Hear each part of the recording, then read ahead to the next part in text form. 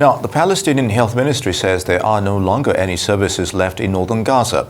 Israeli tanks are surrounding the Indonesian hospital. 100 patients managed to evacuate, but thousands of displaced people are still inside the facility.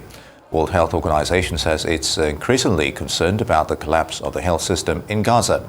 It's warning of the risk of serious epidemics.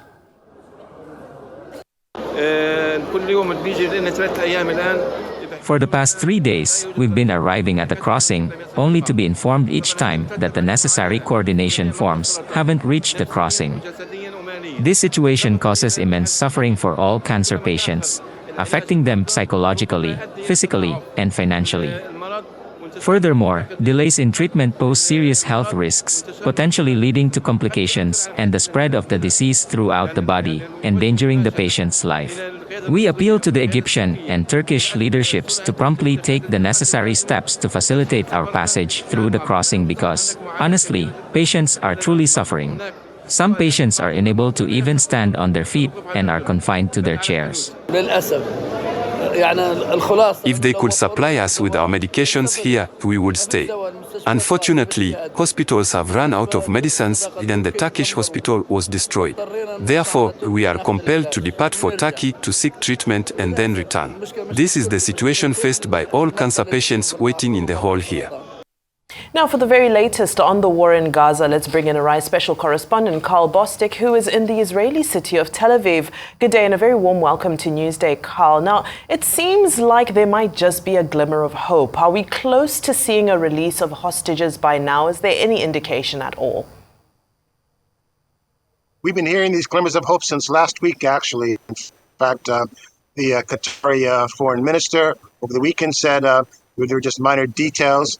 And now the prime minister is saying that it's close. Israeli TV reporting that we may hear news of a deal as early as this evening or early in the morning tomorrow. What's now happening is that this is the result of meetings in several cities: Doha, Tel Aviv, Cairo, Rafah, and Gaza. It's very, very complicated because what Hamas is submitting as the agreement that Israel needs to also agree to. For 5 days, they would release 50 hostages, women and children, or children with their mother, or just other children as well, over 5 days, batches of 10, for example, in exchange for women and children that are being held in Israeli jails.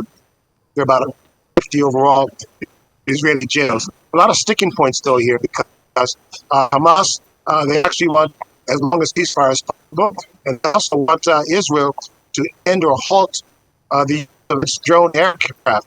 The drone aircraft is used for surveillance purposes, which Israel uses to monitor Hamas movements, their whereabouts, and where they may be hiding weapons and rockets and those kinds of things, and where the hostages are being held.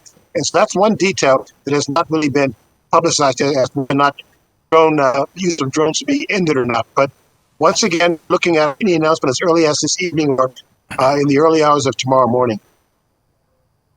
Indeed, Karl, very good. Now, can you give us an update on the fighting in Gaza and what this is saying about Israel's strategy currently? I think one thing to keep in mind is just how Israel is approaching its bombardments right now. I mean, for example, the hospitals like Al-Shifa Hospital and now the Indian Hospital, those are still active combat zones. There's still fighting going around there. Tanks have encircled those hospitals. That's part of their claims that hospitals, mosques, and schools are being used by Hamas.